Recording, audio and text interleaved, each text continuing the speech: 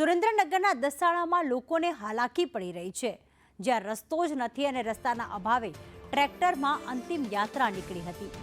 દસાડાના મોટા ઉભળા ગામની આ ઘટના છે કે જે ખરેખર આજના વિકાસશીલ ગુજરાત માટે શરમજનક છે. સ્મશાનના રસ્તા પર કાદવ કીચડનું સામ્રાજ્ય જોવા મળી રહ્યું છે. દર ચોમાસામાં આ જ સ્થિતિનું નિર્માણ થાય છે. સ્મશાન જવા માટે પાક્કો કોઈ રસ્તો કે છે જ નહીં.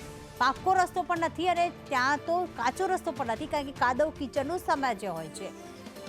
વિકાસની વાતો કરતી સરકારની અહીંયા પોલ ખુલી ગઈ, કારણ કે ટ્રેક્ટરમાં અંતિમ યાત્રા નીકળી.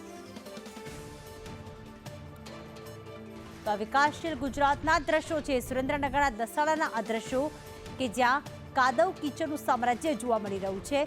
પાકા રસ્તાની વાત તો દૂર રહી, અહીંયા કોઈ કાચો રસ્તો પણ નથી અને અહીંથી જો પસાર થવું હોય તો કાદવ કીચડવાળા રસ્તામાંથી જ પસાર થવું પડે છે.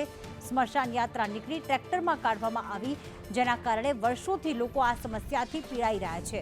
આ તો એક સ્મશાન યાત્રા હતી, પરંતુ જો ગામમાં કોઈ બીમાર હોય તો એમ્બ્યુલન્સ પણ અહીંયા આવી શકતી નથી, કારણ કે ગામમાં અંદર આવવાનો આ એકમાત્ર રસ્તો કે જે વર્ષોથી આવી રીતે જ છે, જ્યાં દર ચોમાસામાં કાદવ કીચડનું સામ્રાજ્ય છવાઈ જતું હોય છે.